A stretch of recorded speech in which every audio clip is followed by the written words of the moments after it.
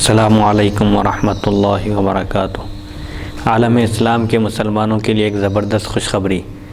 شہر حیدرآباد کی مشہور و معروف دینی اقامتی ہمہ وقتی درسگاہ جامعہ انواریہ کے زیر اہتمام قرآن مجید کی تفسیر کے علاوہ احادیث شریفہ و فقہ کی مشہور و معروف معتبر و مستند صحہ ستہ کو ملا کر جملہ 25 کتابوں کی ویڈیو ریکارڈنگ کا سلسلہ شروع ہو چکا ہے۔ اسی کی ایک سنہری کڑی جامع ترمذی شریف کا درس بھی ہے جو الحمدللہ جاری و ساری ہے۔ بیات شیخ المشائخ حضرت سید محمد عبد القدیر الحسینی المعروف نورانی پاشا رحمۃ اللہ علیہ،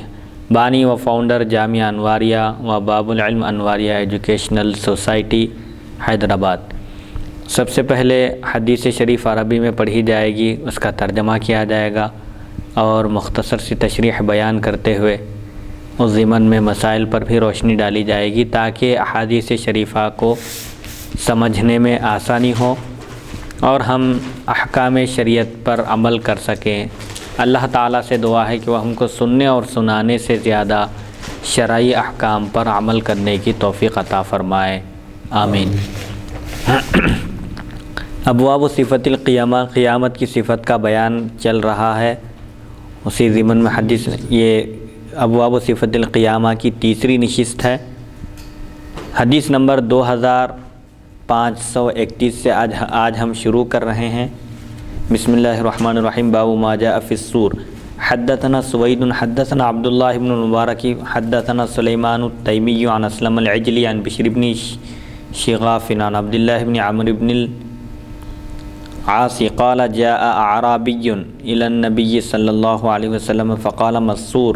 قال قرن ينفخ فيه هذا حديث حسن صحيح وقد رواه غير واحد عن سليمان التيمي ولا نعرفه الا من حديثه۔ یہ بیان ہے اس حکم کا جو سور کے بارے میں آیا ہے۔ قیامت کے دن سور پھونکا جائے گا، تمام لوگ ختم ہو جائیں گے، ہلاک ہو جائیں گے، پھر دوبارہ سور پھونکا جائے گا، سب زندے ہو جائیں گے۔ حضرت عبداللہ بن عمرو بن عاص رضی اللہ عنہما سے روایت ہے، فرماتے ہیں ایک دیہاتی، ایک عربی حضور اکرم صلی اللہ علیہ وسلم کی بارگاہ اقدس میں حاضر ہوئے اور عرض کیا، سور کیا چیز ہے؟ سور کی حقیقت کیا ہے؟ آپ صلی اللہ علیہ وسلم نے فرمایا ایک سینگ ہے جس میں پھونکا جائے گا قیامت کے دن، قیامت قائم ہونے سے پہلے سور پھونکا جائے گا، تمام مخلوق ختم ہو جائے گی، ہلاک ہو جائے گی۔ یہ حدیث حسن صحیح ہے۔ متعدد راویوں نے اسے سلیمان تیمی سے روایت کیا ہے اور ہم اسے صرف انہی کی روایت سے پہچانتے ہیں۔ حضرت اسرافیل علیہ السلام سور لیے ہوئے کھڑے ہیں جو پھونکیں گے، آگے حدیث میں آ رہا ہے۔ حدیث نمبر 2532۔ حدثنا سوید حدثنا عبداللہ حدثنا خالد ابو العلا عن عطیہ عن ابی سعید قال قال رسول اللہ صلی اللہ علیہ وسلم وکیف انعم وصاحب القرن قد التقم القرن واستمع الاذن متى یؤمر قد التقم القرن واستمع الاذن متى يؤمر بالنفخ فينفخ فكأن ذلك تقول على أصحاب النبي صلى الله عليه وسلم فقال لهم قولوا حسبنا الله ونعم الوكيل على الله توكلنا۔ هذا حديث حسن وقد روي من غير وجه هذا الحديث عن عطية عن أبي سعيد عن النبي صلى الله عليه وسلم نحوه۔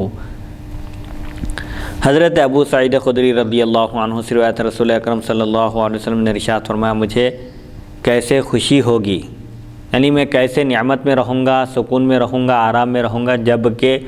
سور والا فرشتہ سور لیا ہوا ہے اور وہ کان لگایا ہوا اس انتظار میں ہے کہ کب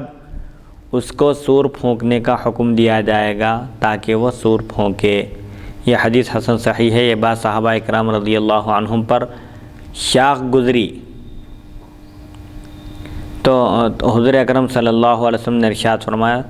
تم کہو اللہ ہم کو کافی ہے اور وہ کیا ہی بہترین کارساز یعنی کام بنانے والا ہے، ہم نے اللہ ہی پر توکل کیا، اعتماد کیا، بھروسہ کیا۔ یعنی اس حدیث شریف میں یہ بات بتائی جا رہی ہے کہ حضرت اسرافیل علیہ السلام سور لیے ہوئے بالکل تیار کھڑے ہیں اور کان لگائے ہوئے یعنی توجہ سے صرف سور پھونکے جانے کے حکم کے منتظر ہیں۔ حکم ہوتے ہی سور پھونکنے والے ہیں، لہذا کبھی کسی مومن کو غافل نہیں رہنا چاہیے بلکہ آخرت کی تیاری کے لیے اس کو کمر بستہ ہونا چاہیے، اور سور پھونکے جانے سے پہلے قیامت کی بڑی بڑی نشانیاں، خاص طور پر سورج کے مغرب سے طلوع ہونے سے پہلے توبہ کر کے اللہ کی بارگاہ میں پیش ہونے کے قابل ہو جانا چاہیے۔ کمر بستہ کا مطلب ہے تیار رہنا چاہیے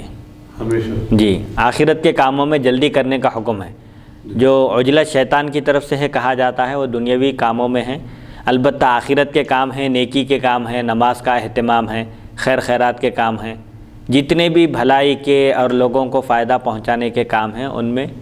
خاص طور پر جو کام آخرت میں کام آنے والے ہیں، فائدہ دینے والے ہیں، جہنم کی سختیوں سے بچانے والے ہیں، ان کاموں کو کرنے میں عجلت کرنا چاہیے، جلدی کرنا چاہیے۔ کہیں ایسا نہ ہو کہ سور پھونک دیا جائے اور مومن غفلت میں رہے، لہذا کبھی بھی کسی مومن کو غافل نہیں رہنا چاہیے، ہر وقت آخرت کی تیاری میں اور موت کی تیاری میں لگے ہوئے رہنا چاہیے، موت کے آنے سے پہلے نیک اعمال کر کے تیار ہو جانا چاہیے۔ یہ جب حضور اکرم صلی اللہ علیہ وسلم بیان فرمائے کہ اسرافیل علیہ السلام بالکل ریڈی اور تیار ہیں سور پھونکنے کے لیے، بس حکم کے منتظر ہیں، حکم ہوتے ہی سور پھونکنے والے ہیں، تو صحابہ کرام پر یہ بات شاق گزری، یعنی اب جب ایسا اچانک معاملہ ہے، کبھی بھی سور پھونکا جا سکتا ہے تو غفلت ہو جائے گی۔ تو حضور اکرم صلی اللہ علیہ وسلم نے فرمایا کہ تم یہ پڑھتے رہو، حسبنا اللہ و نعم الوکیل علی اللہ توکلنا، اللہ ہم کو کافی ہے، اللہ کی ذات ہمارے لیے کافی ہے اور وہی بہترین کارساز ہے، وکیل ہے، یعنی کام بنانے والا ہے، اور اسی کی ذات پر ہم توکل کیے۔ نیک اعمال کرنے کے باوجود کسی کو زعم اور غرور نہیں کرنا چاہیے، نیکیوں کی بنیاد پر کسی کی کوئی نجات ہونے والی نہیں ہے، بلکہ ہر ایک کی نجات کا دار و مدار عمل پر نہیں بلکہ اللہ کے فضل پر ہے۔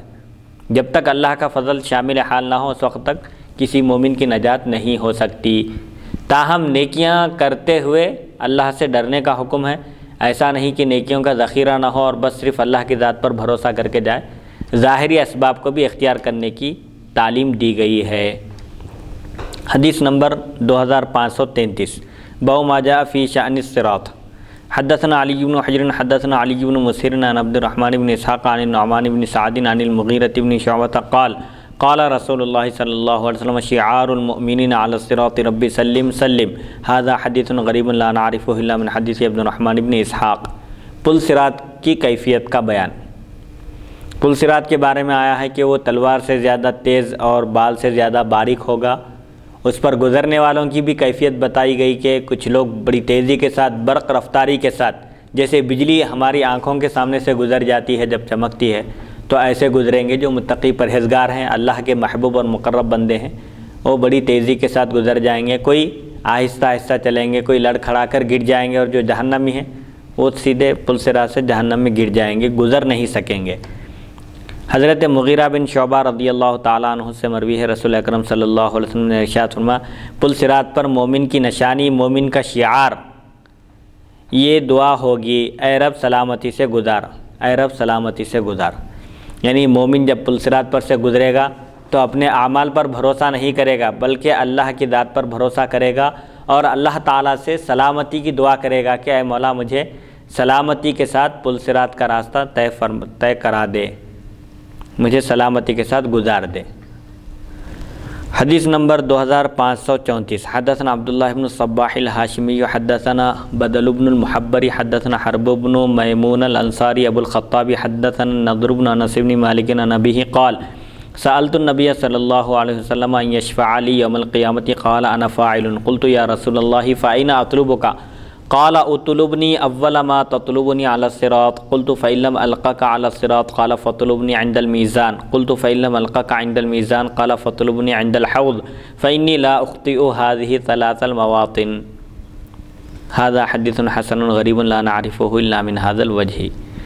حضرت انس بن مالک رضی اللہ عنہ سے روایت ہے، انہوں نے کہا میں نے نبی اکرم صلی اللہ علیہ وسلم سے قیامت کے دن سفارش کرنے کی خواہش کی، درخواست کی کہ یا رسول اللہ صلی اللہ علیہ وسلم آپ قیامت کے دن جو انتہائی سختیوں کا دن ہوگا، ہولناکی کا دن ہوگا، سورج ایک بالش قریب ہوگا، اس دن آپ میری سفارش فرمائیے، اللہ کی بارگاہ میں میرے لیے سفارش کیجیے، شفاعت کیجیے۔ تو حضور اکرم صلی اللہ علیہ وسلم نے ارشاد فرمایا، ہاں میں کروں گا، یعنی میں سفارش کروں گا، شفاعت کروں گا۔ قلت، میں نے عرض کیا یا رسول اللہ صلی اللہ علیہ وسلم، پس میں آپ کو کہاں تلاش کروں؟ میدان محشر میں، میدان حشر میں، قیامت کے دن میں آپ کو کہاں تلاش کروں؟ کئی مواقع ہوں گے، وہاں پر میزان ہوگا، پلصراط ہوگا، حوض کوثر ہوگا اور مختلف مقامات ہوں گے۔ تو حضور اکرم صلی اللہ علیہ وسلم نے ارشاد فرمایا تم مجھے سب سے پہلے اگر تلاش کرنا چاہو تو پلصراط پر تلاش کرو۔ میں نے عرض کیا اگر میں آپ کو پلصراط پر نہ پاؤں، وہاں میں پہنچوں اور آپ وہاں پر اگر موجود نہ ہوں، تو آپ نے فرمایا کہ تب تم مجھے میزان کے پاس تلاش کرو، جہاں پر پوری مخلوق کے نیکیوں اور گناہوں کا وزن کیا جائے گا، ان کے اعمال تولے جائیں گے۔ تو حضرت انس رضی اللہ عنہ نے عرض کیا اگر میں آپ کو وہاں بھی نہ پاؤں میزان کے پاس، تو آپ نے فرمایا تم مجھے حوض کوثر کے پاس تلاش کرو، کیونکہ میں ان 3 مقامات سے ہٹ کر کسی اور جگہ نہیں ملوں گا۔ ان تینوں مقامات میں سے کسی ایک مقام پر میں تم سے ملاقات کروں گا، کیسے بھی تم مجھے پاؤ گے، یا تو پلصراط کے پاس، یا میزان کے پاس، یا حوض کوثر کے پاس۔ اس سے معلوم ہو رہا ہے جی مفتی صاحب، کیا اس حدیث شریف سے یہ معلوم ہو رہا ہے، یہ تعلیم مل رہی ہے کہ حضور اکرم صلی اللہ علیہ وسلم اپنی امت سے کس قدر محبت رکھتے ہیں؟ جی، یعنی اگر عمر پلصراط پر سے گزرتے وقت تکلیف میں ہوگی تو میں وہاں پر میری امت کی مدد کروں، لڑکھڑا جائے گی تو میں ان کو سنبھالوں گا، ربی سلم، یعنی اے رب انہیں سلامتی کے ساتھ گزار دے، میں دعا کروں گا۔ پھر میزان میں جب نام عمل تولے جائیں گے تو نیکیوں کا پلڑا بھاری کرنے کے لیے آپ وہاں پر موجود رہیں گے۔ ایسے ہی حوض کوثر پر اپنے دست مبارک سے جام پلائیں گے اپنے امتیوں کو۔ تو بہرحال حضور اکرم صلی اللہ علیہ وسلم کے تعلق سے جو شفاعت کا عقیدہ ہے وہ بھی برحق ہے، اور قرآن مجید میں جہاں شفاعت کی نفی کی گئی کہ کوئی کسی کے کام نہیں آئے گا قیامت کے دن، وہ کافروں کے لیے ہے، جو اللہ کی وحدانیت پر یقین نہیں رکھا، جس نے اللہ پر ایمان نہیں لایا۔ ظاہر بات ہے اس کی کوئی بھی سفارش نہیں کریں گے، کیونکہ انبیاء کی جو سفارش ہوگی، شفاعت ہوگی، وہ اہل ایمان کے حق میں ہوگی، جو مومن ہیں۔ خاص طور پر جیسا کہ ترمذی شریف میں ہی حدیث آئے گی یا گزر چکی ہے کہ شفاعتی لاہل الکبائر من امتی، میری شفاعت میری امت کے بڑے بڑے گناہگاروں کے لیے ہے، فرمایا حضور اکرم صلی اللہ علیہ وسلم۔ تو محدثین کرام نے شفاعت کی 8 قسمیں بیان کی ہیں، اس میں سے سب سے اہم قسم، جو بڑی قسم ہے، شفاعت کبریٰ، شفاعت عظمیٰ جو کہلاتی ہے، وہ حشر کے دن، قیامت کے دن حساب کتاب شروع کرا کر مخلوق کو حشر کی سختیوں سے نجات دلانا، یہ سب سے بڑی شفاعت ہے۔ آگے ایک طویل حدیث آ رہی ہے کہ مخلوق پسینے میں شرابور ہوگی، حیران و پریشان ہوگی، مصیبت میں ہوگی، اور انبیاء کے پاس رجوع کریں گے وہ لوگ، حضرت آدم علیہ السلام کے پاس جائیں گے، ان کی تعریف اور توصیف بیان کریں گے، اللہ تعالیٰ نے ان کو جن فضائل اور کمالات سے نوازا ہے وہ سب پورے فضائل وغیرہ بیان کر کے اس کے بعد حضرت سے عرض کریں گے کہ آپ دیکھ رہے ہیں ہم کس تکلیف میں ہیں اور کیا مصیبت ہم پر آ گئی ہے، آپ اللہ کی بارگاہ میں سفارش کیجئے اور ہم کو ان سختیوں سے راحت دلائیے۔ تو حضرت آدم علیہ السلام بولیں گے کہ بھئی آج اللہ تو اتنے جلال میں ہے کہ آج تک پروردگار اتنا جلال میں نہیں آیا تھا، آج کے دن کوئی اس کے سامنے حاضر ہو کر بات کرنے کی ہمت نہیں کر سکتا۔ ایسے ہی پورے انبیاء کرام کے پاس جائیں گے تو سب یہی کہیں گے کہ دوسروں کے پاس جاؤ، دوسروں کے پاس۔ آخر میں حضور اکرم صلی اللہ علیہ وسلم کی خدمت میں حاضر ہوں گے تو آپ اللہ کی بارگاہ میں حاضر ہو کر سجدہ ریز ہو جائیں گے، تو اللہ تعالیٰ فرمائیں گا کہ آپ اپنا سر اٹھائیے اور آپ مانگیے، آپ کو عطا کیا جائے گا، آپ جو مانگیں گے آج آپ کو عطا کیا جائے گا، اور سفارش کیجئے، شفاعت کیجئے، آپ کی شفاعت قبول کی جائے گی۔ تو حضور اکرم صلی اللہ علیہ وسلم حساب کتاب شروع کرنے کی سفارش کریں گے اللہ تعالیٰ کے پاس۔ سفارش کی جو احادیث ہے جی، تو جیسا کہ جو گمراہ ہمارے مسلمانوں میں بعض مسلمان بھائی ہمارے گمراہ ہو چکے ہیں، جی، اللہ ان کی ہماری اصلاح فرمائے، آمین۔ تو وہ جو ہمارے گمراہ مسلمان بھائی اس آیت کو دلیل بناتے ہیں جی کہ قیامت کے دن کوئی کسی کی شفاعت نہیں کرے گا، جی، یہ جو آیت کو دلیل بناتے ہیں یہ کفار و مشرکین کے متعلق ہے۔ اور پھر یہ کہیں ایسی آیت بھی کیا ہے قرآن مجید میں کہ اللہ کے نیک بندے، اللہ کی دی ہوئی طاقت سے اللہ کے بندے سفارش کریں گے، شفاعت کریں گے قیامت کے دن؟ ہاں، جہاں قرآنی آیات میں شفاعت کی نفی ہے وہ کفار اور مشرکین کے حق میں ہے، اور شفاعت کے لیے آیت الکرسی میں بھی ذکر ہے من ذا الذی یشفع عنده الا باذنہ، کون ہے جو اس کی بارگاہ میں اس کی اجازت کے بغیر سفارش کر سکے؟ جب تک اللہ کی اجازت نہ ہو اس وقت تک کوئی شفاعت نہیں کر سکتا۔ تو شفاعت کی نفی کفار اور مشرکین کے حق میں ہے، اور دوسرا مفہوم یہ ہے کہ اللہ کی اجازت کے بغیر کوئی سفارش اور شفاعت نہیں کر سکتا۔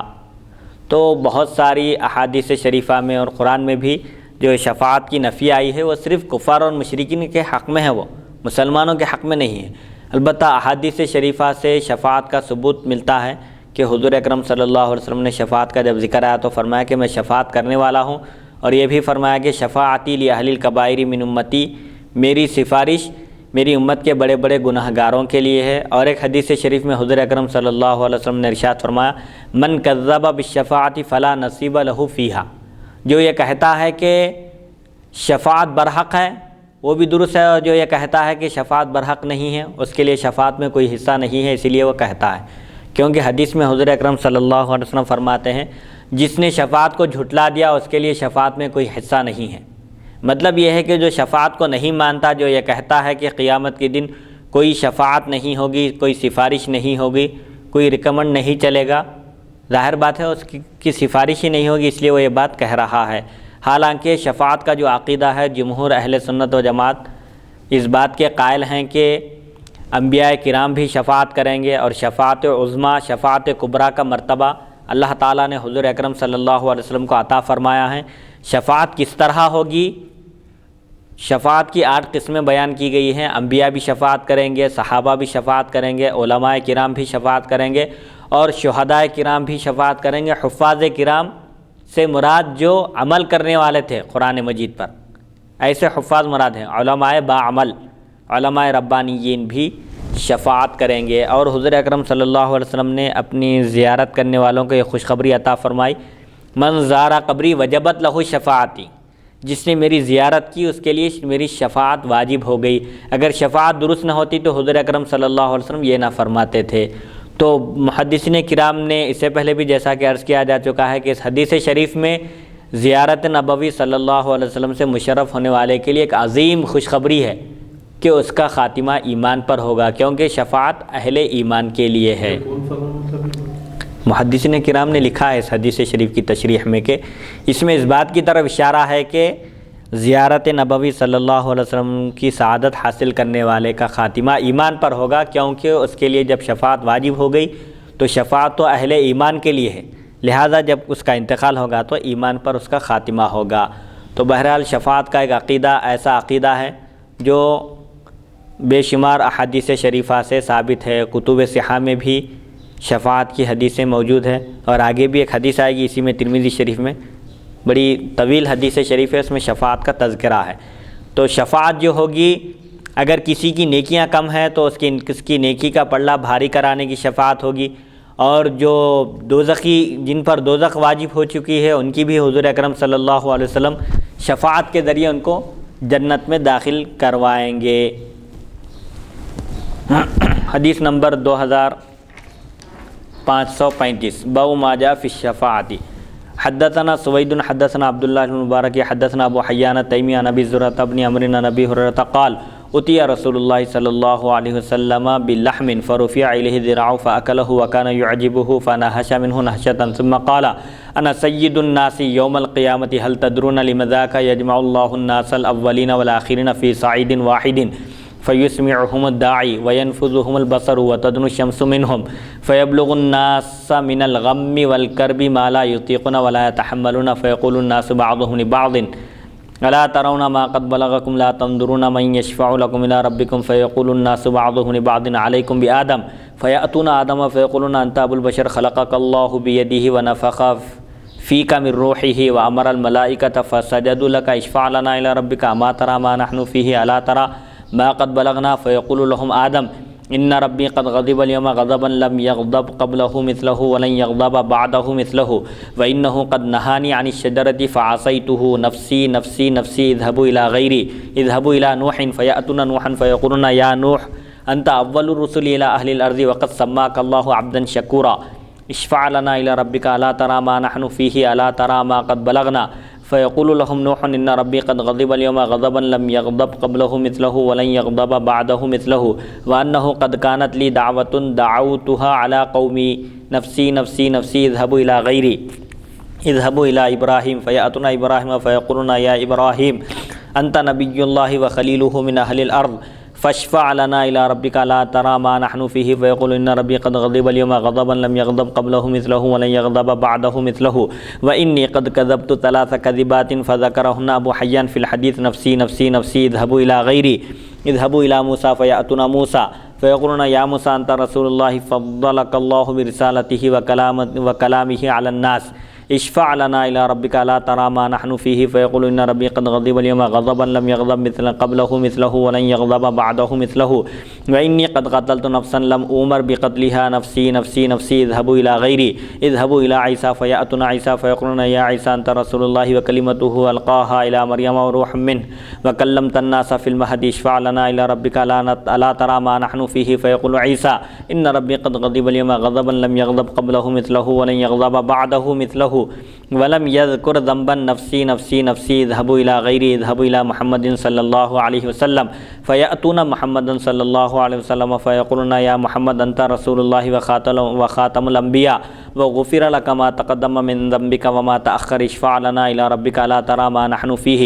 فانطلق فآتي تحت العرش فاخر ساجدا لربي ثم يفتح الله علي من محامده وحسن الثناء عليه شيئا لم يفتح على احد قبلي ثم يقال يا محمد ارفع رأسك سل تعطه واشفع تشفع فارفع رأسي فاقول يا ربي امتي يا ربي امتي يا ربي امتي فيقول يا محمد ادخل من امتك من لا حساب عليه من الباب الايمن من ابواب الجنه وهم شركاء الناس فيما سوى ذلك من الابواب ثم قال والذي نفسي بيده ان ما بين المصراعين من مصاريع الجنه كما بين مكه وهجر وكما بين مكه وبصرى وفي الباب عن ابي بكر وانس وعقبه بن عامر وابي سعيد هذا حديث حسن صحيح۔ یہ ایک طویل حدیث شریف ہے جو شفاعت کے بارے میں وارد ہے۔ حضرت ابو ہریرہ رضی اللہ تعالیٰ عنہ سے روایت ہے نبی اکرم صلی اللہ علیہ وسلم کی خدمت اقدس میں گوشت لایا گیا، کسی نے اسے ایک بازو اٹھا کر آپ صلی اللہ علیہ وسلم کی خدمت میں پیش کیا، آپ صلی اللہ علیہ وسلم نے تناول فرمایا اور دانتوں سے اچھی طرح اس کو تناول فرمایا، یعنی جو ہڈی کو جو گوشت لگا ہوا تھا اس کو اچھی طرح سے آپ نے نکال کر تناول فرمایا، چونکہ وہ گوشت آپ کو پسند تھا۔ بکرے کے دست کا گوشت آپ کو انتہائی پسند تھا، آپ نے شوق سے تناول فرمایا، پھر ارشاد فرمایا میں قیامت کے دن لوگوں کا سردار ہوں۔ حضور اکرم صلی اللہ علیہ وسلم ساری کائنات کے سردار ہیں۔ قیامت کے دن کی تخصیص یہاں پر اس لیے نہیں ہے کہ آپ صرف قیامت کے دن سردار ہیں، بلکہ محشر کے دن جس دن اللہ کی بارگاہ میں کوئی گفتگو کرنے کی بھی ہمت نہیں کریں گے، ویسے وقت بھی آپ کو اللہ تعالیٰ کے پاس قرب حاصل ہونے کی وجہ سے آپ اللہ کی بارگاہ میں آپ سفارش کریں گے۔ اور یہ یوم القیامتی کی تخصیص نہیں ہے، قیامت کے دن سردار نہیں بلکہ آپ ہمیشہ سردار ہیں مخلوق کے۔ یہ ایسے ہی ہے جیسے لمن الملک اليوم، اللہ تعالیٰ فرمائے گا کہ آج کے دن بادشاہت کس کی ہے۔ جب سب مخلوق جمع ہوگی تو اللہ تعالیٰ ان سے پوچھے گا کہ آج کے دن بادشاہت کس کی ہے، تو بادشاہت تو ہمیشہ اللہ ہی کی ہے۔ تو خاص طور پر قیامت کے دن پوچھنے کی وجہ کیا ہے؟ جب سب کی بادشاہیں ختم ہو جائیں گی اس وقت بھی اللہ کی بادشاہت باقی رہے گی، تو للہ الواحد القہار مخلوق کہے گی کہ اللہ کے لیے ہے بادشاہت جو یکتا و تنہا ہے اور زبردست قوت اور قدرت والا ہے۔ حضور اکرم صلی اللہ علیہ وسلم نے ارشاد فرمایا میں قیامت کے دن لوگوں کا سردار ہوں، کیا تم جانتے ہو کیوں؟ اس کی وجہ کیا ہے؟ پھر فرمایا اس لیے کہ اللہ تعالیٰ اولین و آخرین کو ایک جگہ جمع فرمائے گا، ایک میدان میں اکٹھا کرے گا، تو وہ ایک پکارنے والے کی پکار سنیں گے، نگاہ ان سب کو دیکھ لے گی اور سورج ان کے قریب ہوگا۔ اس حالت میں لوگوں کو اس قدر غم اور تکلیف پہنچے گی جس کی انہیں طاقت نہیں ہوگی اور اس کو وہ برداشت نہیں کر سکیں گے۔ ایسے میں لوگ ایک دوسرے سے کہیں گے دیکھتے نہیں تم کس قدر تکلیف میں ہو، تم کو کوئی سفارشی نہیں، کیا تم کوئی سفارشی تلاش نہیں کرتے جو تمہارے لیے بارگاہ الہی میں سفارش کرے؟ وہ ایک دوسرے سے کہیں گے کہ حضرت آدم علیہ السلام کے پاس جاؤ، پھر وہ آدم علیہ السلام کے پاس حاضر ہوں گے اور کہیں گے کہ آپ انسانوں کے والد ہیں، یعنی ابو البشر ہیں، ساری کائنات آپ کی اولاد ہے۔ اللہ تعالیٰ نے آپ کو اپنے دست قدرت سے پیدا فرمایا، اپنی خاص روح آپ کے اندر پھونکی اور فرشتوں کو حکم دیا کہ وہ آپ کو سجدہ کریں۔ آپ ہماری سفارش فرمائیے، کیا دیکھتے نہیں ہم کس پریشانی میں مبتلا ہیں؟ کیا آپ ملاحظہ نہیں فرماتے ہمیں کس قدر تکلیف پہنچی؟ تو حضور اکرم صلی اللہ علیہ وسلم یہ جو بیان فرما رہے ہیں قیامت کا منظر کے قیامت کے دن لوگ ہولناکی میں، پریشانی میں اور مصیبت میں ہوں گے، تو اس وقت لوگ سفارشی تلاش کریں گے، ایک دوسرے سے کہیں گے کہ آج ہم جس تکلیف میں ہیں، جس مصیبت میں ہیں اور جو کیفیت ہے ہماری، اس کیفیت کو دور کرنے کی ضرورت ہے، اس کے لیے ایک سفارشی چاہیے۔ لہٰذا سب سے پہلے حضرت آدم علیہ السلام کے پاس حاضر ہوئے۔ اس میں طریقہ بتایا جا رہا ہے کہ اگر ہماری کسی سے کوئی حاجت ہو، کوئی ضرورت ہو، تو سب سے پہلے اس کی تعریف کرنا چاہیے اور اس کے اوصاف اور کمالات بیان کر کے اس کے بعد پھر اپنی حاجت رکھنی چاہیے۔ اس سے حاجت براری میں مدد ملتی ہے۔ چنانچہ ساری مخلوق حضرت سیدنا آدم علیہ السلام کے پاس حاضر ہوئی، جو ابو البشر ہیں، ساری کائنات میں سب سے پہلے بشر ہیں۔ تو حضرت آدم علیہ السلام کے پاس حاضر ہو کے آپ کے فضائل اور کمالات بیان کیے کہ اللہ تعالیٰ نے آپ کو اپنے دست قدرت سے پیدا فرمایا اور آپ کے اندر اپنی خاص روح پھونکی اور آپ کو مسجود ملائکہ بنایا۔ یہ فضائل اور کمالات ہیں، آپ اللہ کے محبوب اور مقرب بندے ہیں، آپ سفارش کریں گے، آپ سفارش کیجئے ہماری اور ہم کو اس تکلیف سے نجات دلائیے۔ اگر شفاعت کا عقیدہ غلط ہوتا تو حضرت آدم علیہ السلام ان کو ڈانٹ دیتے اور کہتے کہ اللہ کی بارگاہ میں پہنچ کر بھی تم غیر اللہ کے پاس جا رہے ہو، اللہ سے مانگو کہتے تھے۔ لیکن حضرت آدم علیہ السلام فرماتے ہیں کہ تم دوسروں کے پاس جاؤ، حضرت نوح کے پاس جاؤ، نام لے کر فرمائے، رہنمائی کر رہے ہیں، ہدایت دے رہے ہیں۔ اس سے معلوم ہوتا ہے کہ شفاعت کا عقیدہ غلط نہیں ہے، کیونکہ شفاعت کا مطلب یہ ہے کہ کوئی کسی بڑے سے کسی کی سفارش کرے۔ اگر شفاعت صرف اللہ کے لیے ہے، نعوذ باللہ من ذالک، اللہ کے لیے اگر کہیں گے تو پھر اللہ سے بڑا کون ہے جس کے پاس اللہ سفارش کرے؟ تو مخلوق سفارش کرے گی اللہ کی بارگاہ میں اور اللہ سفارش کو قبول فرمائے گا۔ جو اہل ایمان ہیں، مومن ہیں، ان کے حق میں سفارش ہوگی۔ جو کفار اور مشرکین ہیں ان کے حق میں سفارش ظاہر بات ہے قبول نہیں کی جائے گی، اور انبیاء سفارش کریں گے بھی نہیں مشرکین اور کفار کی۔ تو حضرت آدم علیہ السلام کے پاس جب حاضر ہو کر آپ کے فضائل اور کمالات بیان کر کے آپ سے جب درخواست کرے گی مخلوق، تو حضرت آدم علیہ السلام فرمائیں گے میرا رب آج ایسا غضبناک ہے کہ اس سے پہلے کبھی ایسا غضبناک ہوا تھا اور نہ ہی آئندہ کبھی ایسا غصہ ہوگا۔ مجھے اس نے درخت کے قریب جانے سے منع فرمایا، بس میں اس سے رک نہیں سکا۔ اللہ تعالیٰ نے مجھ سے فرمایا تھا کہ فلاں درخت کے قریب مت جائیے، لیکن میں رک نہیں سکا، اس درخت کے قریب پہنچ گیا۔ مجھے اپنی فکر ہے، لہٰذا اللہ تعالیٰ جب ایک درخت کے قریب جانے سے منع کیا تھا تو میں اسے رک نہیں سکا، اب میں کیسے اس کی بارگاہ میں سفارش کروں؟ مجھے خود اپنی فکر ہے۔ تو یہاں پر حضرت سیدنا آدم علیہ السلام یہ پیغام دے رہے ہیں کہ بندہ چاہے کتنے ہی بڑے مقام و مرتبے پر فائز نہ ہو جائے، وہ اپنے آپ کو اللہ کی بارگاہ میں انتہائی حقیر اور معمولی سمجھے۔ یہ نہ سمجھے کہ مجھے اللہ تعالیٰ نے کمالات اور اوصاف اور فضائل سے نوازا ہے تو میں اس کی بارگاہ میں ایک مقام و مرتبہ رکھتا ہوں، یہ نہیں سمجھنا چاہیے۔ کتنے ہی بڑے مقام و مرتبے پر فائز کیوں نہ ہو جائے، بندہ اپنے آپ کو اللہ کی بارگاہ میں حقیر اور معمولی سمجھے۔ تو حضرت سیدنا آدم علیہ السلام فرمائیں گے کہ میں خود اللہ تعالیٰ کی بارگاہ میں رجوع ہوں اس وقت، تم لوگ حضرت نوح علیہ السلام کے پاس جاؤ، دوسروں کے پاس جاؤ۔ 3 مرتبہ فرمایا آپ نفسی نفسی نفسی۔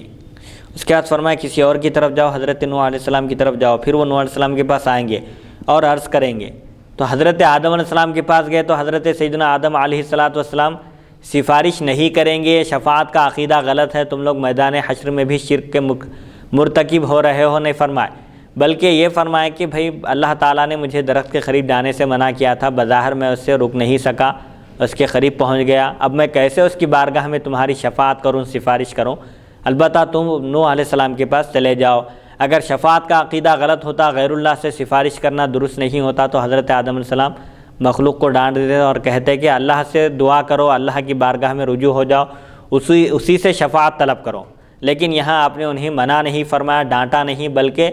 ان کی رہنمائی کی آپ حضرت نوح علیہ السلام کے پاس جانے کی۔ پھر وہ نوح علیہ السلام کے پاس آئیں گے اور عرض کریں گے اے نوح علیہ السلام، آپ اہل زمین کی طرف سب سے پہلے رسول ہیں، اللہ تعالیٰ نے آپ کا نام شکر گزار بندہ رکھا، یعنی آپ کو عبد شکور سے اللہ تعالیٰ نے قرآن میں ذکر کیا ہے۔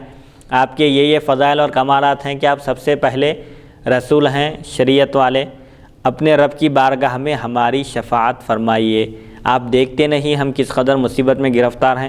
آپ ملاحظہ نہیں فرماتے ہم کو کیا پریشانی لاحق ہو گئی ہے؟ یعنی آپ یہ دیکھ رہے ہیں کہ سورج ایک بالغ قریب ہے اور محشر کی تپتی ہوئی ریت پر ہم پریشان ہیں، پوری کائنات پوری مخلوق حیران اور پریشان ہے، اور جس قدر غم میں آج مبتلا ہے آج تک کبھی ایسا غم اس کو لاحق نہیں ہوا تھا۔ حضرت نوح علیہ السلام فرمائیں گے میرا رب آج اس قدر غصہ ہے جس قدر نہ اس سے پہلے وہ غصہ ہوا تھا اور نہ ہی آئندہ ہوگا۔ اب حضرت سیدنا نوح علیہ السلام فرماتے ہیں اللہ تعالیٰ نے مجھے ایک دعا کا اختیار دیا تھا، چاہے تو میں وہ دعا کر دوں یا اس دعا کو آخرت کے لیے محفوظ رکھوں، لیکن میں نے وہ دعا کر دی۔ یعنی قوم حضرت سیدنا نوح علیہ السلام نے تقریباً 950 سال آپ تبلیغ کیے، اللہ کی وحدانیت کا پیغام پہنچایا، اس کے دین کی دعوت دیتے رہے، اللہ کو ایک ماننے کی طرف مخلوق کو بلاتے رہے، لیکن 950 سال کے عرصے میں بہت کم لوگ آپ پر ایمان لائے، اللہ کی وحدانیت کا اقرار کیے۔ آخر جب آپ کو قوم ستانا شروع کی، تکلیف پہنچانا شروع کی اور اللہ پر ایمان نہیں لائی، آپ کی دعوت کو قبول نہیں کی، تو آپ نے ان پر بد دعا کر دی، جیسا کہ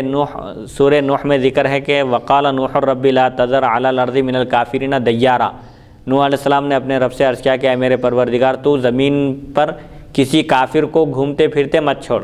اگر تو ان کو چھوڑ دے گا تو ان کی اولاد بھی فاسق اور فاجر ہوگی، ان سے جو نسل چلے گی وہ بھی تیری نافرمانی کرے گی، معصیت میں مبتلا ہوگی۔ تو نوح علیہ السلام کو اللہ تعالیٰ نے ایک دعا کا اختیار دیا تھا، انہوں نے وہ دعا کر دی،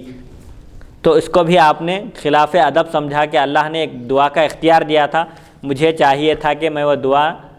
نہ کرتا تو اچھا تھا، لیکن میں وہ دعا کر دیا، یعنی مخلوق کی تباہی کی میں بد دعا کر دیا تھا، جس کی وجہ سے ساری قوم طوفان کی زد میں آ کر ہلاک ہو گئی، غرق ہو گئی۔ اب مجھے اپنے نفس کی فکر ہے، میں اپنے رب کی بارگاہ میں کس طرح سفارش کروں؟ اس نے مجھے ایک دعا کا اختیار دیا تھا، میں نے اس اختیار کو استعمال کرتے ہوئے وہ دعا دنیا میں مخلوق جو نافرمان مخلوق تھی ان کی تباہی کے لیے میں نے وہ دعا کر دی تھی، لہٰذا اب مجھے اپنی فکر ہے، تم حضرت ابراہیم علیہ السلام کے پاس جاؤ، دوسروں کے پاس جاؤ۔ اگر شفاعت کا عقیدہ غلط ہوتا، یہ حرام ہوتی شفاعت یا قرآن اور حدیث کے خلاف ہوتی، تو انبیاء کرام ایسا نہیں کرتے تھے۔ حالانکہ مخلوق انبیاء کے پاس رجوع ہوئی، حضرت آدم کے پاس حاضر ہوئی، تو آپ نے ان کو منع نہیں فرمایا، یہ نہیں کہا کہ تم میدان حشر میں بھی شرک کر رہے ہو، بلکہ آپ نے ان کی رہنمائی کی، حضرت نوح علیہ السلام کے پاس بھیجا، حضرت نوح علیہ السلام نے حضرت ابراہیم علیہ السلام کے پاس بھیجا، پھر وہ حضرت ابراہیم علیہ السلام کے پاس مخلوق حاضر ہوئی اور عرض کیے کہ اے ابراہیم علیہ السلام آپ اللہ کے نبی اور زمین والوں میں سے آپ اللہ تعالیٰ کے خلیل ہیں، اللہ نے آپ کو اپنا دوست بنایا، خلت سے سرفراز فرمایا، خلیل اللہ کا لقب آپ کو عطا کیا، اپنے رب کی بارگاہ میں آپ ہماری سفارش فرمائیے۔ اللہ تعالیٰ نے آپ کو کمالات سے سرفراز فرمایا ہے۔ سب سے بڑی خصوصیت یہ ہے کہ آپ ابو الانبیاء ہیں اور حضور اکرم صلی اللہ علیہ وسلم آپ کے فرزند ارجمن حضرت سیدنا اسماعیل علیہ السلام کی اولاد میں سے ہیں۔ اللہ تعالیٰ نے آپ کو خلت سے یعنی اپنی دوستی کا شرف عطا فرمایا، نبوت سے سرفراز فرمایا، لہٰذا آپ اللہ تعالیٰ کی بارگاہ میں ہماری سفارش فرمائیے۔ آپ دیکھتے نہیں ہم کس مصیبت میں مبتلا ہیں، ہم مصیبت میں مبتلا ہو کر، مصیبت زدہ ہو کر، غم زدہ ہو کر آپ کی بارگاہ میں حاضر ہوئے ہیں، آپ ہماری سفارش فرمائیے، ہماری مدد فرمائیے۔ حضرت ابراہیم علیہ السلام فرمائیں گے آج میرا پروردگار اس قدر غصہ ہوا ہے کہ آج تک اس سے پہلے کبھی ایسا وہ غصہ نہیں ہوا تھا اور نہ ہی اس کے بعد کبھی وہ ایسا غصہ ہوگا، یعنی آج پروردگار جلال میں ہے، اس کے جلال کے آگے کوئی ٹک نہیں سکتا، کوئی ٹھہر نہیں سکتا۔ میں نے 3 مرتبہ ظاہری واقعے کے خلاف بات کی تھی، یعنی 3 مرتبہ میں نے ایسی بات کہی تھی جو بظاہر خلاف واقعہ، حقیقت کے خلاف، صداقت کے خلاف تھی۔ ابو حیان نے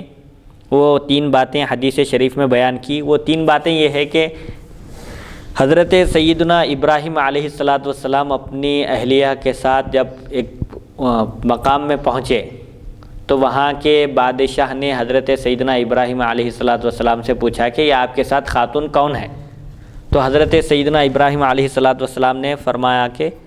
وہ میری بہن ہے، حالانکہ وہ آپ کی اہلیہ محترمہ تھی، تو آپ نے بہن کہا اور مراد یہ لیا کہ دینی بہن ہے، دینی اعتبار سے وہ میری بہن ہے۔ آپ نے ایسا کیوں کہا؟ اس لیے کہ وہ بادشاہ ظالم تھا، اس کی نیت اچھی نہیں تھی۔ اس کے بارے میں مشہور تھا کہ جو خاتون بھی حسین و جمیل ہوتی، خوبصورت ہوتی، بادشاہ اس خاتون کو اپنے قبضے میں لے لیتا تھا، لہٰذا ان کو بچانے کے لیے، ان کی عصمت اور عزت ان کی محفوظ رکھنے کے لیے آپ نے خلاف واقعہ یہاں یہ بات بیان کی۔ لیکن یہ بھی جھوٹ نہیں ہے، کیونکہ بلاغت کی اصطلاح میں ایک قاعدہ ہے توریہ، یعنی کوئی ایسی بات کہنا جس کی وجہ سے سامنے والے کا ذہن قریبی معنی کی طرف چلے جائے اور وہ متکلم بولنے والا اس سے دوسرے معنی مراد لے۔ تو بادشاہ یہ سمجھا کہ وہ آپ کی بہن ہے، لیکن آپ کے کہنے کا مقصد یہ تھا کہ وہ آپ کی دینی اسلامی بہن ہیں۔ ایک موقع پر آپ نے یہ کہا، اور ایک موقع پر آپ نے جو بتوں کی مذمت بیان کی، اس کے بعد آپ کی قوم کے لوگ میلے میں چلے گئے، بت خانہ ان کا کھلا تھا، حضرت سیدنا ابراہیم علیہ السلام بت شکن تھے، آپ بت خانے میں داخل ہوئے، ان کے بتکدے میں داخل ہو کر کلہاڑی لے کر تمام بتوں کے آپ نے سر ان کی گردنوں سے جدا کر دیے، اور سب سے بڑے بت کے کندھے پر آپ نے وہ کلہاڑی لٹکا دی۔ جب قوم میلے سے واپس آئی تو انہوں نے دیکھا کہ ان کے بتوں کا برا حشر ہوا ہے اور ان کے بتوں کی یہ درگت بنی ہے، تو آپس میں ایک دوسرے سے وہ لوگ تعجب سے پوچھنے لگے کہ ہمارے بتوں کے ساتھ ایسی حرکت کس نے کی ہے؟ تو بعض لوگوں نے کہا کہ ہو سکتا ہے ضرور یہ ابراہیم علیہ السلام ہی کا کام ہو، کیونکہ وہ ہمارے بتوں کی، ہمارے معبودوں کی برائی مذمت بیان کرتے ہیں، ان کی توہین کرتے ہیں، لہٰذا ان سے پوچھنا چاہیے۔ ان کو سب لوگوں کے سامنے لایا گیا، حضرت سیدنا ابراہیم علیہ السلام سے پوچھا گیا کہ کیا آپ نے ہمارے بتوں کی یہ درگت بنائی ہے؟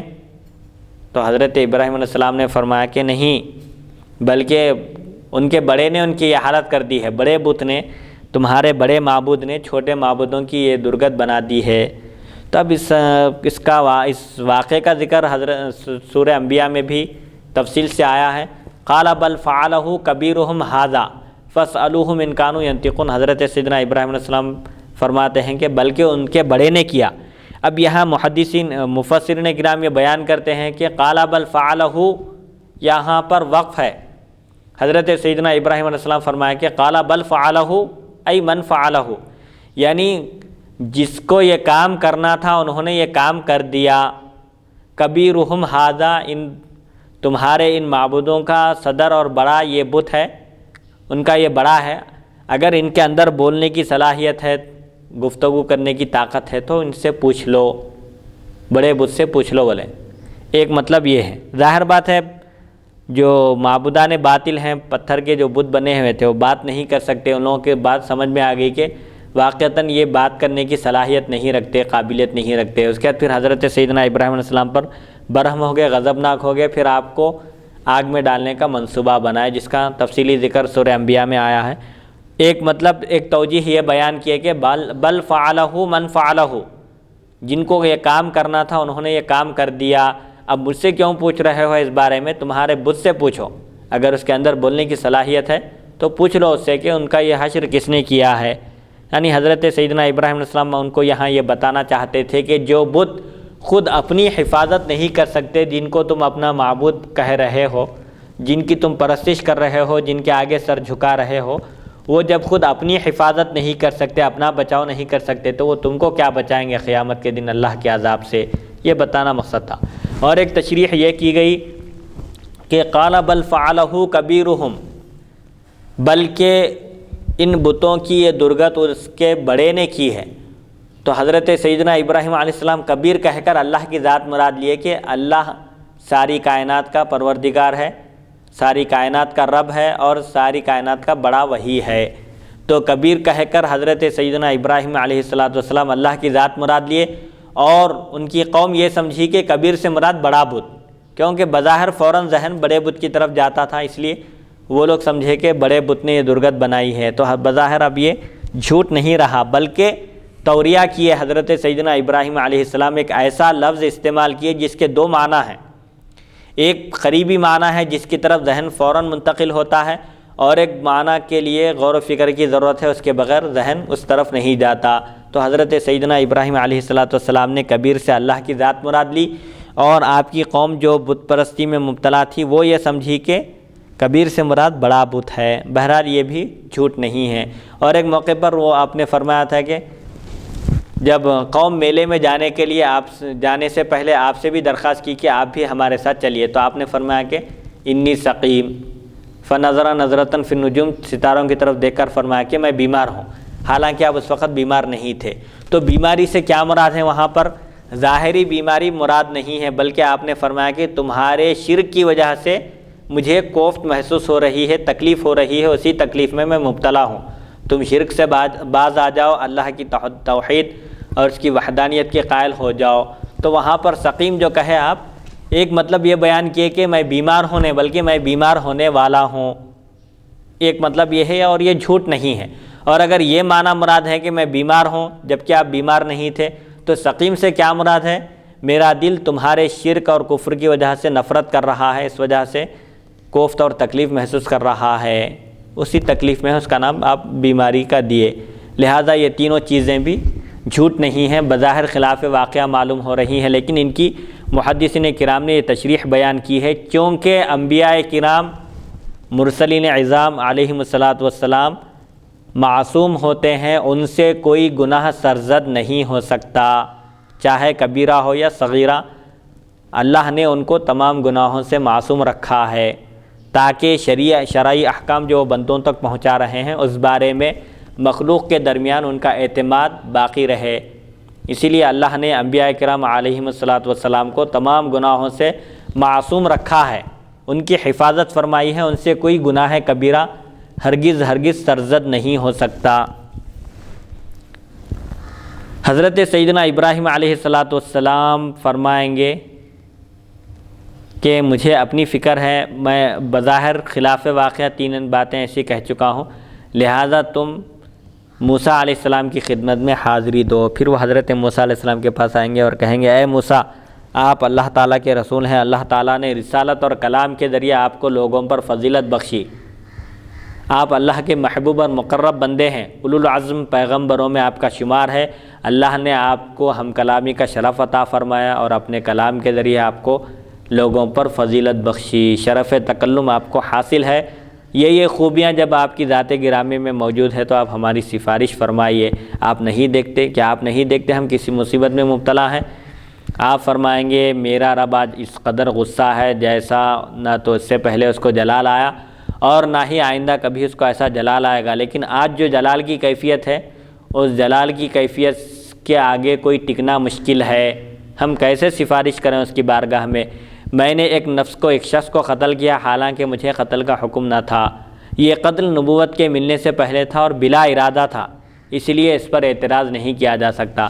حضرت سیدنا عیسیٰ علیہ السلام ایک شہر میں داخل ہوئے، آپ نے دیکھا کہ وہاں دو شخصوں میں ہاتھا پائی ہو رہی ہے اور دونوں ایک دوسرے سے لڑ رہے ہیں۔ تو موسیٰ علیہ السلام کی قوم کا ایک آدمی تھا اور ایک فرعون کے لشکر کا ایک آدمی تھا، فرعون کے قبیلے کا۔ تو حضرت سیدنا موسیٰ علیہ السلام سے بنی اسرائیل کے ایک شخص نے جو قبطی سے لڑ رہا تھا اس نے مدد طلب کی کہ اے موسیٰ آپ میری مدد کیجئے، یہ شخص مجھ پر ظلم کر رہا ہے اور مجھے مار رہا ہے۔ حضرت سیدنا موسیٰ علیہ السلام اس کی مدد کے لیے آگے بڑھے اور صرف سامنے والے مخالف کو ادب سکھانے کے لیے ایک تمانچہ رسید کیے، ایک تمانچہ رسید کرنا تھا کہ وہ ہلاک ہو گیا، ختم ہو گیا، وہیں مر گیا۔ تو حضرت سیدنا موسیٰ علیہ السلام سے یہ جو واقعہ، یہ جو عمل صادر ہوا ہے یہ عمدن نہیں ہوا، بلا ارادہ تھا، اور نبوت کی مار وہ برداشت نہیں کر سکا وہ شخص، حضرت موسیٰ علیہ السلام کا ایک تمانچہ پڑتے ہی وہ ختم ہو گیا، ڈھیر ہو گیا۔ یہ جو قتل تھا یہ عمدن نہیں تھا، بلا ارادہ تھا اور نبوت کی ملنے سے پہلے تھا، اسی لیے اس پر اعتراض نہیں کیا جا سکتا، کیونکہ گناہ وہ ہے جو عمدن ہو، قتل عمد نہیں تھا یہ، بلکہ بغیر ارادے کے آپ نے صرف تأدیباً اس کو ادب سکھانے کے لیے، اس کو مہذب بنانے کے لیے، اس کی تربیت کے لیے آپ نے اس کو ایک تمانچہ رسید کیا، لیکن وہ برداشت نہیں کر سکا۔ بہرحال حضرت سیدنا موسیٰ علیہ السلام یہ واقعہ سنا کر کہیں گے کہ جس نفس کو قتل کرنے کا مجھے حکم نہیں تھا، مجھ سے وہ قتل ہو گیا، وہ قتل سرزد ہو گیا، لہٰذا میں کیسے اللہ کی بارگاہ میں سفارش کروں، مجھے خود اپنی فکر ہے، لہٰذا تم کسی اور کے پاس جاؤ، حضرت سیدنا عیسیٰ علیہ السلام کی خدمت میں جاؤ۔ موسیٰ علیہ السلام بھی عذر پیش کر دیں گے اور کہیں گے کہ بھئی آج اللہ تعالیٰ اس قدر جلال میں ہے کہ آج تک کبھی اس کا ایسا جلال نہیں تھا، لہٰذا تم عیسیٰ علیہ السلام کے پاس جاؤ۔ وہ حضرت سیدنا عیسیٰ علیہ السلام کی خدمت میں حاضر ہوں گے اور عرض کریں گے، ایسا آپ اللہ تعالیٰ کے رسول ہیں اور اس کا کلمہ ہے جس سے اس نے حضرت مریم کی طرف ڈالا، اور آپ اس کی طرف سے روح ہیں، آپ نے گہوارے میں لوگوں سے گفتگو کی۔ جیسا کہ حضرت سیدنا عیسیٰ علیہ السلام کے فضائل بیان کیے گئے ہیں، حضرت سیدنا عیسیٰ علیہ السلام کو اللہ تعالیٰ نے بغیر باپ کے پیدا فرمایا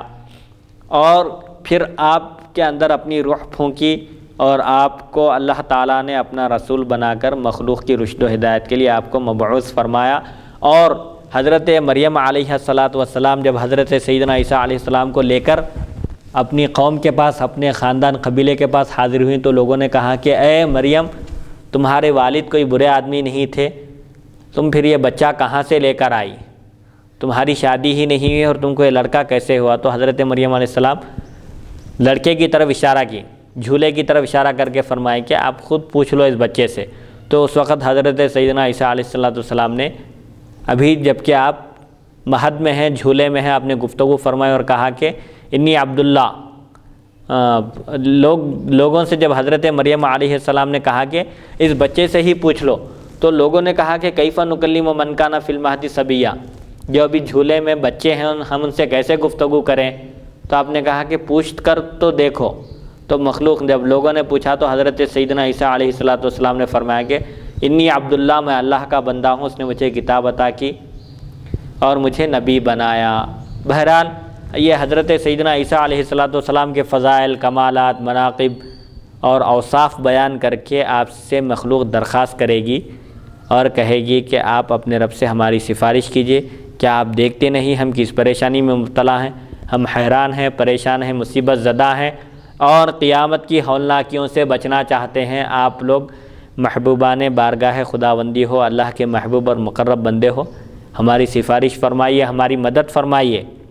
حضرت عیسیٰ فرمائیں گے آج کے دن میرا پروردگار ایسے جلال میں ہے کہ جیسا کہ آج تک اس سے پہلے وہ جلال میں نہیں آیا تھا اور نہ ہی اس کے بعد کبھی اس کا ایسا جلال آئے گا، اور آپ اپنی کسی خطا کا ذکر نہیں فرمائیں گے، یعنی آپ سے کوئی لغزش بھی ایسی کہ جس کا آپ ذکر فرمائیں۔ بہرحال آپ کسی جیسے سابقہ انبیاء کرام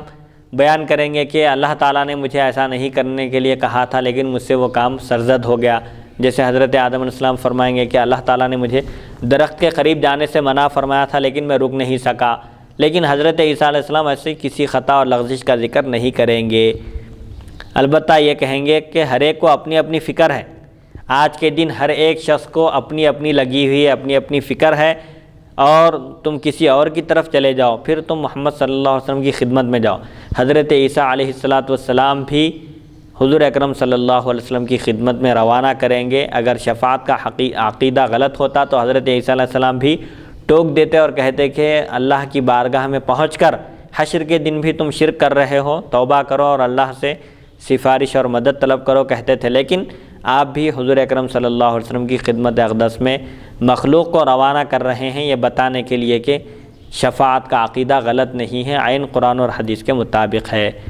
اب مخلوق حضور اکرم صلی اللہ علیہ وسلم کی خدمت میں حاضر ہوگی اور عرض کرے گی کہ اے محمد صلی اللہ علیہ وسلم، آپ اللہ تعالیٰ کے رسول ہیں، آخری نبی ہیں، نبوت کا سلسلہ آپ پر ختم ہوا، اللہ تعالیٰ نے آپ کو خاتم النبیین کے شرف سے مشرف فرمایا، اور اللہ تعالیٰ نے آپ کی وجہ سے آپ کے اگلوں اور پچھلوں کے گناہ معاف فرما دیے، یعنی آپ کے صدقے میں اللہ تعالیٰ نے آپ سے پہلے والوں کے بھی گناہ بخش دیے اور آپ کے بعد والوں کے بھی، یعنی امتیوں کے بھی اللہ نے گناہ بخش دیے ہیں۔ آپ ہمارے لیے اپنے رب کی بارگاہ میں سفارش کیجئے کہ آپ نہیں دیکھتے ہم کسی مصیبت میں گرفتار ہیں؟ تو حضور اکرم صلی اللہ علیہ وسلم چلیں گے، اللہ کی بارگاہ کی طرف پہنچیں گے اور فرمائیں گے فانطلقوا، بس آپ عرش الہی کے نیچے اپنے رب کی بارگاہ میں سجدہ ریز ہو جائیں گے۔ آپ فرماتے ہیں پھر اللہ تعالیٰ مجھ پر اپنی تعریفوں اور خوبیوں کا دروازہ کھول دے گا جو اس نے مجھ سے پہلے کسی پر نہیں کھولا، یعنی اللہ تعالیٰ حضور اکرم صلی اللہ علیہ وسلم کو تعریفات کا الہام فرمائے گا۔ آج تک مخلوق، جب سے مخلوق کا وجود ہوا اس وقت سے لے کر قیامت تک کوئی اللہ کی ویسی تعریف نہیں کیے حضور اکرم صلی اللہ علیہ وسلم قیامت کے دن ویسی تعریف کریں گے، اللہ تعالیٰ آپ پر ایک دروازہ کھول دے گا تعریفوں کا، خوبیوں کا۔ تو حضور اکرم صلی اللہ علیہ وسلم اللہ کی تعریف بیان کریں گے، اس کی خوبیوں کا ذکر کریں گے، اس کے کمالات کا ذکر کریں گے۔ پھر کہا جائے گا، اللہ تعالیٰ فرمائے گا کہ اے محمد صلی اللہ علیہ وسلم اپنا سر مبارک اٹھائیے، مانگیے آپ کو دیا جائے گا، جو مانگیں گے آپ کو دیا جائے گا۔ سوال مطلق ہے یہاں پر، جو مانگیں گے آپ کو عطا کیا جائے گا، سفارش کیجیے قبول کی جائے گی۔ تو حضور اکرم صلی اللہ علیہ وسلم فرماتے ہیں کہ میں سر اٹھاؤں گا اور کہوں گا اے میرے رب، اے میرے پروردگار، میری امت کو بخش دے، میری امت کو میرے حوالے فرما دے۔ تو اللہ تعالیٰ فرمائے گا اے محمد صلی اللہ علیہ وسلم اپنی امت کے ان لوگوں کو جن پر کوئی حساب کتاب نہیں، جنت کے دائیں دروازے سے داخل کیجئے۔ یہ لوگ دوسرے دروازوں میں بھی شریک رہیں گے، دایاں دروازہ ہی ان کے ساتھ خاص نہیں رہے گا، بلکہ دائیں دروازے کے علاوہ دوسرے دروازوں سے بھی داخل ہو سکیں گے، اس میں بھی ان کی شرکت ہے۔ پھر آپ صلی اللہ علیہ وسلم نے فرمایا قسم ہے مجھے اس ذات کی جس کے قبضہ قدرت میں میری جان ہے، جنت کے دو پٹوں کے درمیان اتنا فاصلہ ہے جتنا مکہ اور حجر، ایک مقام کا نام ہے حجر کے درمیان، اور مدینہ طیبہ اور بصرہ کے درمیان ہے۔ اس باب میں حضرت ابوبکر، انس، عقبہ بن عامر اور ابو سعید رضی اللہ عنہم سے بھی روایت منقول ہے۔ یہ حدیث حسن صحیح ہے۔ کوئی غیر مقلدین یا کوئی گمراہ فرقے کے لوگ یہ بھی نہیں کہہ سکتے کہ حدیث ضعیف ہے، بلکہ امام ترمذی بیان کر رہے ہیں کہ اس حدیث کا مرتبہ حسن ہے، صحیح ہے۔ ایک اعتبار سے حسن ہے، ایک سند کے اعتبار سے، اور ایک سند کے اعتبار سے صحیح ہے۔ بہرحال حضور اکرم صلی اللہ علیہ وسلم کو اللہ تعالیٰ نے شفاعت عظمیٰ کا مرتبہ عطا کیا، یہ فضیلت، یہ شرف بخشا کہ آپ قیامت کے دن حشر کی سختیوں سے بچانے کے لیے مخلوق کا حساب کتاب شروع کرائیں گے، اللہ کی بارگاہ میں سجدہ ریز ہوں گے، اللہ تعالیٰ سے دعا کریں گے، تو اللہ تعالیٰ آپ کی دعا قبول فرمائے گا، آپ کی سفارش قبول فرمائے گا۔ اور جیسا کہ حدیث شریفہ میں آیا ہے کہ جنتیوں کی 120 صفیں ہوں گی، جن میں سے 80 صفیں صرف امت محمدیہ کی ہوں گی، اور سب سے زیادہ جنت میں داخل ہونے والے حضور اکرم صلی اللہ علیہ وسلم کی امت کے افراد ہوں گے۔ بہرحال اس حدیث شریف سے یہ معلوم ہوتا ہے کہ جب بندوں کو کوئی حاجت درپیش ہو، جب کوئی کام ہو اور کسی محبوب بارگاہ خداوندی سے اپنا کام کرانا ہو، اپنی وہ حاجت براری مقصود ہو، تو سب سے پہلے ان کی تعریف کرنا چاہیے، ان کی خوبیوں اور فضائل اور کمالات کو ذکر کرنا چاہیے، پھر اس کے بعد اپنا مقصد پیش کرنا چاہیے تاکہ مقصد میں کامیابی ہو۔ اور ہم ان کے احسانات کا بدلہ تو چکا نہیں سکتے، البتہ تعریف کے ذریعے ہم ان کے احسانات کا بدلہ اگرچہ کہ تعریف کے ذریعے بھی چکا نہیں سکتے، لیکن حاجت براری کا ایک طریقہ یہ بتایا گیا ہے کہ سب سے پہلے جس سے ہمارا کام ہو اس کی تعریف بیان کرنی چاہیے، اس کے خوبیوں کا ذکر کرنا چاہیے، اس کے بعد پھر اپنا مقصد پیش کرنا چاہیے۔ اور شفاعت کا عقیدہ بھی غلط نہیں ہے، ورنہ شفاعت کی تردید کی جاتی، اور حضرت آدم علیہ السلام خود مخلوق کو ڈانٹ دیتے اور فرماتے کہ شفاعت کا عقیدہ غلط ہے، لہذا صرف اللہ سے مدد طلب کرو، اللہ سے ہی دعا کرو کہ وہ تم کو اس مصیبت سے نجات دے۔ لیکن حضرت آدم علیہ السلام بھی غیر اللہ کی طرف بھیج رہے ہیں یہ بتانے کے لیے کہ شفاعت کا عقیدہ یا غیر اللہ سے مدد طلب کرنا یہ حرام نہیں ہے، ناجائز نہیں ہے۔ اور تمام انبیاء کرام جو کہیں گے کہ ہم سفارش نہیں کریں گے، اس سے حضور اکرم صلی اللہ علیہ وسلم کی فضیلت، برتری اور فوقیت اور آپ کے مقام و مرتبے کا اظہار ہوتا ہے کہ قیامت کے دن جب اللہ تعالیٰ جلال میں ہوگا، اس کے جلال کے آگے کوئی ٹک نہیں سکیں گے، ویسے وقت بھی حضور اکرم صلی اللہ علیہ وسلم کو اللہ نے یہ مقام و مرتبہ، یہ شرف عطا فرمایا ہے کہ آپ اللہ کی بارگاہ میں گفتگو کرنے کے اہل ہوں گے، آپ گفتگو کریں گے اور مخلوق کی سفارش کریں گے۔ حدیث نمبر 2536 حدثنا عباس العنبری حدثنا عبد الرزاق عن معمر عن ثابت عن انس قال قال رسول اللہ صلی اللہ علیہ وسلم شفاعتی لأہل الکبائر من امتی وفی الباب عن جابر هذا حدیث حسن صحیح غریب من هذا الوجہ۔ حضرت انس رضی اللہ عنہ سے روایت رسول اکرم صلی اللہ علیہ وسلم نے ارشاد فرمایا میری شفاعت امت کے ان افراد کے لیے ہے جنہوں نے گناہ کبیرہ کا ارتکاب کیا۔ اس باب میں حضرت جابر رضی اللہ عنہ سے بھی روایت منقول ہے۔ تو حضور اکرم صلی اللہ علیہ وسلم کی شفاعت برحق ہے۔ عقیدہ شفاعت یہ اہل سنت و جماعت کے بنیادی عقائد میں سے ایک عقیدہ ہے جو احادیث صریحہ اور صحیحہ سے ثابت ہے۔ حدیث نمبر 2537 حدثنا محمد بن بشار حدثنا ابو داود الطیالسی عن محمد بن ثابت البنانی عن جعفر بن محمد عن ابیہ عن جابر بن عبد اللہ قال قال رسول اللہ صلی اللہ علیہ وسلم شفاعتی لأہل الکبائر من امتی قال محمد بن علی فقال علی جابر یا محمد من لم یکن من اہل الکبائر فما له لشفاعتی هذا حدیث غریب من هذا الوجہ۔ حضرت جابر بن عبداللہ رضی اللہ عنہ سے روایت ہے، نبی اکرم صلی اللہ علیہ وسلم نے ارشاد فرمایا میری شفاعت امت کے اہل کبائر بڑے بڑے گناہ گاروں کے لیے ہے۔ محمد بن علی کہتے ہیں مجھ سے حضرت جابر رضی اللہ عنہ نے فرمایا اے محمد جو کبیرہ گناہ والے نہیں ہوں گے ان کی شفاعت کا کیا ہوگا، یعنی جو گناہ کبیرہ کے مرتکب ہوئے لیکن ایمان پر ان کا خاتمہ ہوا تو ایسے لوگوں کی بھی حضور اکرم صلی اللہ علیہ وسلم ایمان کی بنیاد پر سفارش فرمائیں گے، اور جو اہل کبائر نہیں ہیں ان کو سفارش کی شفاعت کی ضرورت نہیں ہے۔ حدیث نمبر 2538 حدثنا حسن بن علاقة حدثنا اسماعیل بن عیاش عن محمد بن زیاد الالحانی قال سمعت ابا امامة یقول سمعت رسول اللہ صلی اللہ علیہ وسلم یقول وعدنی ربی ان یدخل الجنة من امتی 70,000 لا حساب علیہم ولا عذاب مع كل 70,000 وثلاث حثایات من حثایات ربی هذا حدیث حسن غریب۔ ابو امامہ رضی اللہ عنہ سے روایت ہے، فرماتے ہیں میں نے حضور اکرم صلی اللہ علیہ وسلم کو ارشاد فرماتے ہوئے سنا میرے رب نے مجھ سے وعدہ فرمایا کہ میری امت میں سے 70,000 افراد کو بغیر حساب کتاب کے جنت میں داخل فرمائے گا۔ حساب کتاب بھی نہیں ہوگا اور کوئی عذاب بھی نہیں ہوگا، بغیر حساب کتاب کے اور بغیر عذاب کے 70,000 افراد کو اللہ تعالیٰ جنت میں داخل فرمائے گا، اور ہر 1000 کے ساتھ 70,000 افراد ہوں گے، اور میرے رب کی مٹھیوں یعنی جیسا کہ اس کی شایع نشان ہے رب کی مٹھیوں میں سے 3 مٹھیاں مزید ہوں گے۔ یہ حدیث حسن صحیح ہے۔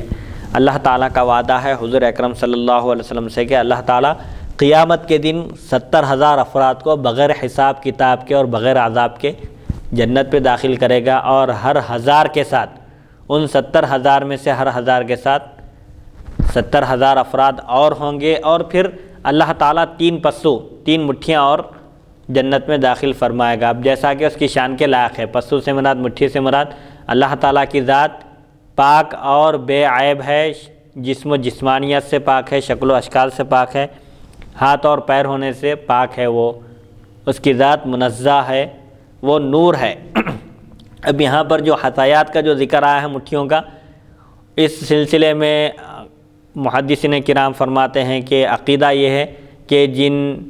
کہ ان چیزوں کو اللہ کے حوالے کر دیا جائے، کہ جہاں اللہ کے ہاتھ کا ذکر ہے یا چہرے کا ذکر ہے اس سے اس نے جو مراد لیا ہے وہی بہتر جانتا ہے۔ کیفیت کے بارے میں سوال کرنا بدعت ہے، اس کو اللہ کے حوالے کر دینا چاہیے، جیسا کہ قرآن مجید میں ید اللہ فوق ایدیہم ہے، ان کے ہاتھوں پر اللہ کا ہاتھ ہے، جبکہ اللہ تعالیٰ ہاتھ سے پاک ہے۔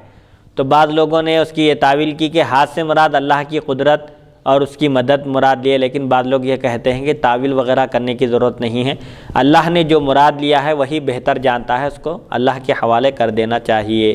تو بہرحال یہ بھی حضور اکرم صلی اللہ علیہ وسلم کی امت کی ایک خصوصیت ہے کہ 70,000 افراد کو بغیر حساب کتاب کے جنت میں داخل کیا جائے گا، اور ان 70,000 میں سے ہر 1000 کے ساتھ 70,000 افراد ہوں گے، اور پھر اس کے علاوہ مزید اللہ تعالیٰ کی 3 مٹھیاں جنت میں داخل کرے گا اللہ تعالیٰ اپنے فضل و کرم سے۔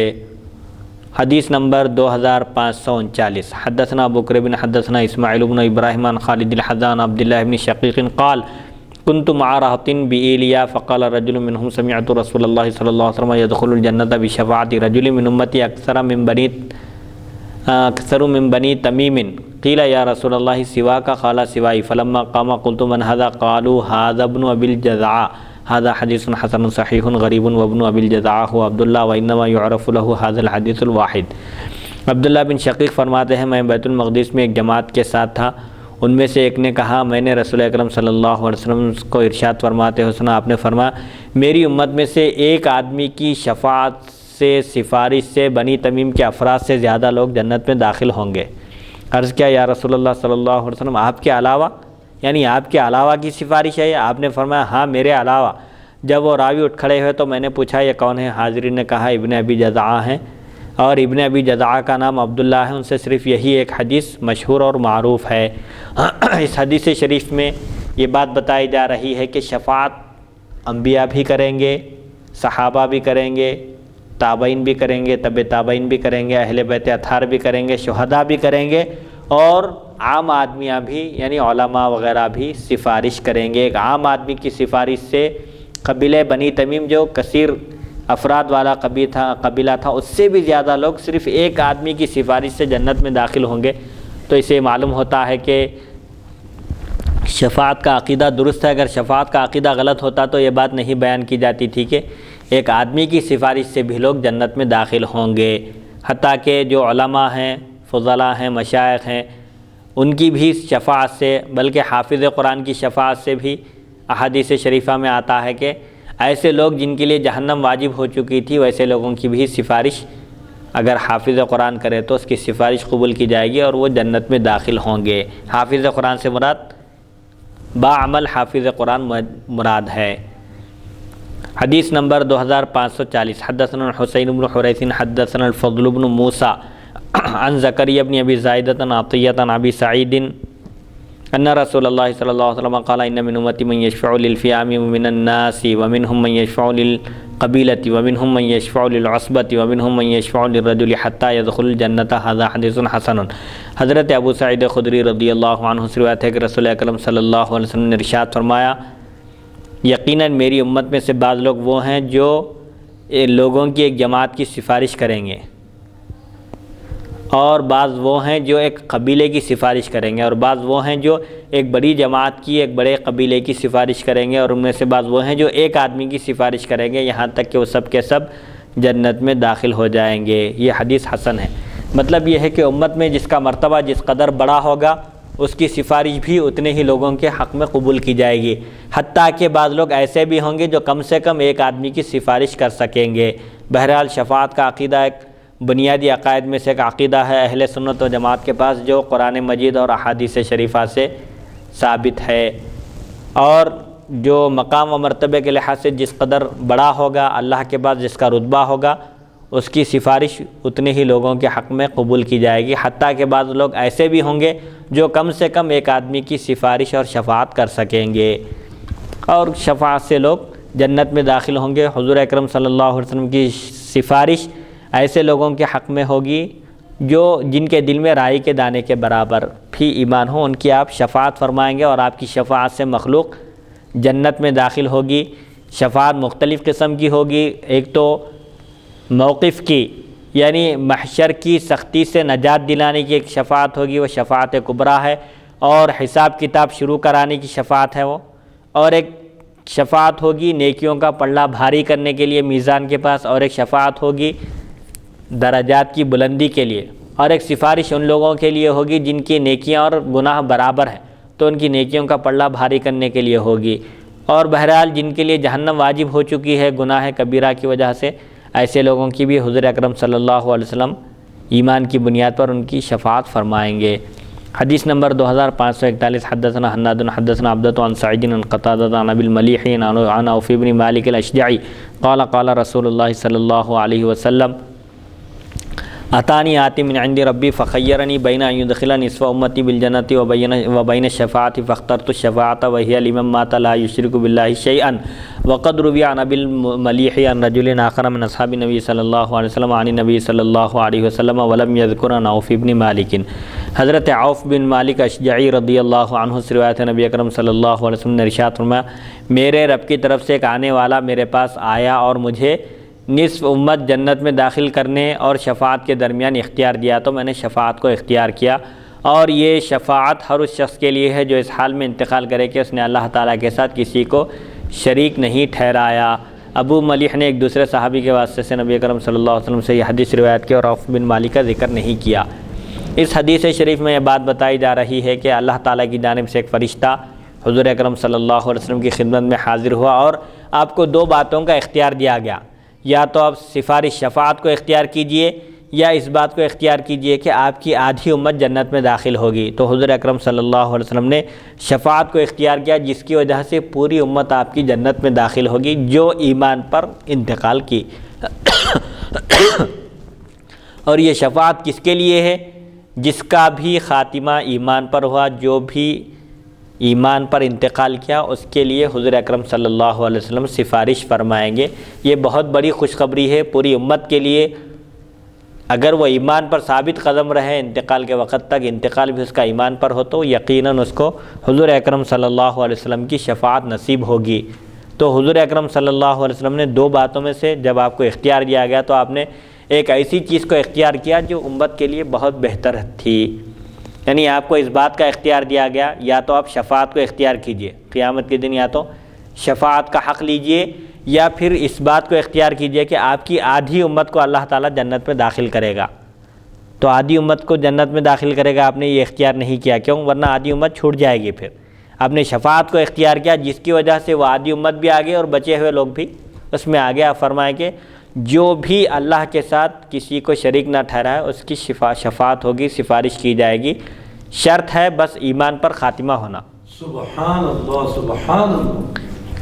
حدیث نمبر 2542، باب ما جاء فی صفۃ الحوض۔ حدثنا محمد بن یحییٰ حدثنا بشر بن شعیب بن حمزۃ حدثنی ابی عن الزہری اخبرنی انس بن مالک ان رسول اللہ صلی اللہ علیہ وسلم قال ان فی حوضی من الاباریق بعدد نجوم السماء۔ هذا حدیث حسن صحیح غریب من هذا الوجہ۔ حوض کی صفت کا بیان، حوض کوثر۔ حضرت انس بن مالک رضی اللہ عنہ سے روایت، رسول اکرم صلی اللہ علیہ وسلم نے ارشاد فرمایا، میرے حوض پر آسمان کے ستاروں کے برابر لوٹے ہوں گے، پانی پینے کے جام ہوں گے۔ حوض کوثر سے سیراب کیا جائے گا۔ حضور اکرم صلی اللہ علیہ وسلم اپنے دست مبارک سے امتیوں کو جام عطا فرمائیں گے جس سے وہ نوش کریں گے، اور اس کے پانی کی بھی صفت بیان کی جا رہی ہے کہ وہ اتنا بہترین پانی ہوگا کہ وہ پینے کے بعد پھر پیاس نہیں لگے گی، اور آسمان کی ستاروں کے تعداد کے برابر ہوں گے۔ اور آسمان کے ستاروں کی تعداد تو صرف اللہ تعالیٰ ہی جانتا ہے اور اس کے انبیاء جانتے ہیں۔ جیسا کہ حضور اکرم صلی اللہ علیہ وسلم ایک مرتبہ لیٹے ہوئے تھے اور آسمان پر ستارے نظر آ رہے تھے۔ حضرت عائشہ صدیقہ رضی اللہ تعالیٰ عنہ نے پوچھا کہ کیا کسی کی نیکیاں آسمان کے تاروں کے برابر بھی ہیں؟ تو حضور اکرم صلی اللہ علیہ وسلم نے ارشاد فرمایا، ہاں، عمر کی نیکیاں آسمان کے تاروں کے برابر ہیں۔ تو حضرت عائشہ صدیقہ رضی اللہ عنہ نے عرض کیا کہ پھر آئینہ حسنات و ابی بکرین، آپ یہ سمجھیں تھے کہ ابو بکر صدیق رضی اللہ عنہ کے لیے آپ فرمائیں گے کہ ان کی نیکیاں آسمان کے تاروں کے برابر ہے، لیکن جب آپ نے حضرت عمر کا ذکر کیا تو آپ پوچھیں کہ آئینہ حسنات و ابی بکرین، تو آپ نے فرمایا کہ عمر کی تمام نیکیاں ابو بکر کی ایک نیکی کے برابر ہیں۔ سبحان اللہ۔ تو اسے معلوم ہوتا ہے کہ حضور اکرم صلی اللہ علیہ وسلم کو اللہ تعالیٰ نے علم غیب عطا فرمایا، اور آپ کو یہ بھی معلوم ہے کہ آسمانوں کے تاروں کی تعداد کیا ہے، اسی لیے تو آپ بیان کر رہے ہیں، کمی زیادتی کا نہیں، آپ یہاں جو بیان فرما رہے ہیں کہ تاروں کے برابر ان کی نیکیاں ہیں۔ اب ایک نیک عمل کرنے کے بعد کوئی بندہ یہ دعویٰ نہیں کر سکتا کہ اس کا وہ عمل محفوظ ہے یا اللہ کی بارگاہ میں مقبول ہوا یا مردود ہے، رد کر دیا گیا، نہیں جانتا۔ لیکن حضور اکرم صلی اللہ علیہ وسلم بندے کی عمل کی مقبولیت کو بھی جانتے ہیں۔ نماز پڑھنے کے بعد کوئی یہ گارنٹی نہیں دے سکتا کہ اس کی وہ نماز قبول ہو گئی، رد بھی ہو سکتی ہے، لیکن حضور اکرم صلی اللہ علیہ وسلم کو اعمال کی مقبولیت کا بھی علم ہے کہ آپ بیان فرما رہے ہیں کہ ان کی یہ نیکیاں محفوظ ہیں اور آسمان کے تاروں کے برابر ہیں۔